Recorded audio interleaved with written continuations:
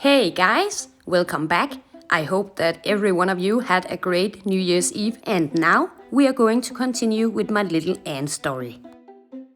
Since this is episode 10, I thought about making a recap or a summary, whatever you call it in English, about the last 5 months that I have had my ant colony now. Ooh, hello my little beauty.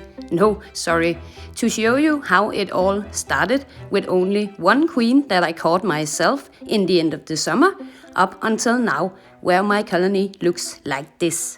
But that must be in the next episode instead, as I have seen some interesting things these last few days while I watched my ants do what they normally do, and I want to share that with you first. Because, in addition to helping the youngest ants in the colony, I have noticed that many of my ants have collected a lot of stones and made these small piles of them in the middle of the floor. They have done it before, but I have no idea why they are doing it, as my ants usually tears the piles down again a few hours later. So apart from being in the way, I don't know what these piles are good for. But then, yesterday, I took a closer look while my ants were building one of these piles, and what is that in the top right corner of the pile? Oh my god, that is a big larvae! Is my ants actually burying it? I really don't know why, but it looks like that. And no, it isn't, because the larvae is dead, I promise you that.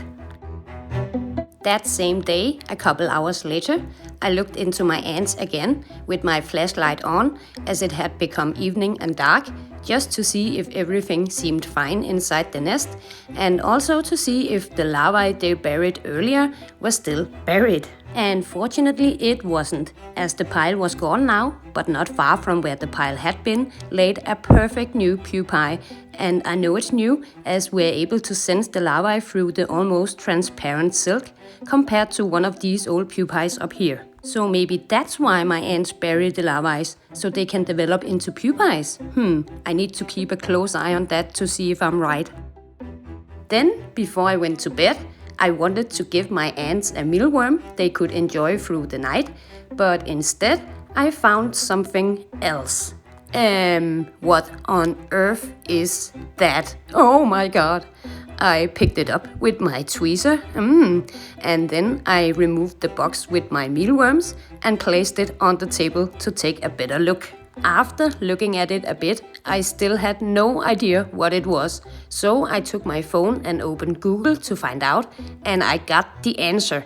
This is apparently the mealworm's next stage in life. So after looking like this for a while, they actually transform again into one of these guys here.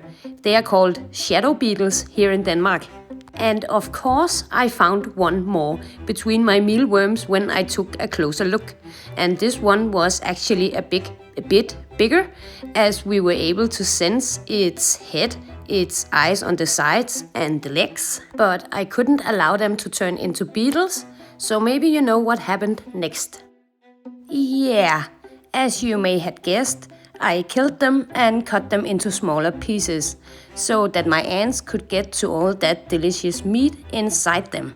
Now I just needed to pick the best pieces, those with most meat inside them, and place them out here in the ants' forest. I took 3 pieces and placed them in different spots.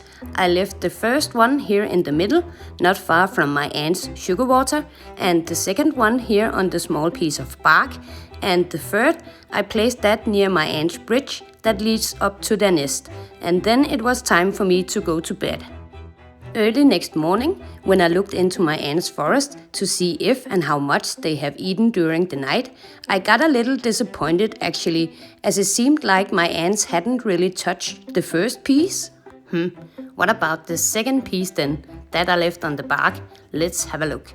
Oh my god, just forget what I said about being disappointed, because look at this, compared to before I went to bed last night, they have completely hollowed out this piece. That's great, and one of my ants actually came up to see if there were anything edible left, but nope, unfortunately the only thing left was the exoskeleton, and that is way too hard for my ants to eat with their small jaws. And there was apparently not much meat on the piece here that I left in the middle, but the third piece that I left near the bridge had also been hollowed out, or almost. So now I just needed to clean up.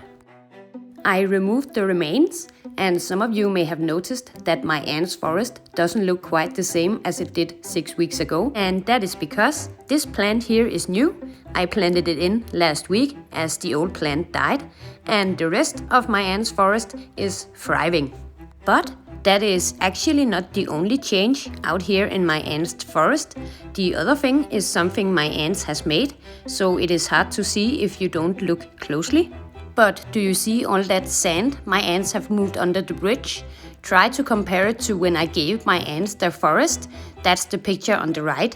Back then there was plenty of space under the bridge, but not anymore. Instead, my ants has made a lot of tunnels in the sand, and some of them are long.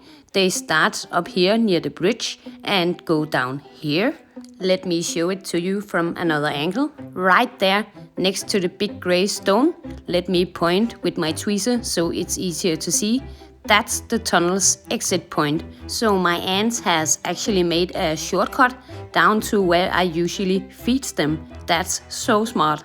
Almost too smart. As the problem with all those tunnels out here is, if my ants find them more cozy than the nest I gave them, my ants may choose to move out into the tunnels in the forest. And I will not be able to stop them if that's what they decide to do. So I just have to wait and see what happens in the next few weeks.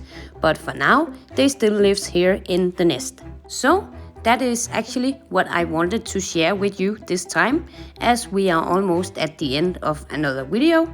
I hope that you enjoyed my little story here. If you did, press the like button before you leave. And that is all for me, folks. Take care of yourself. Peace.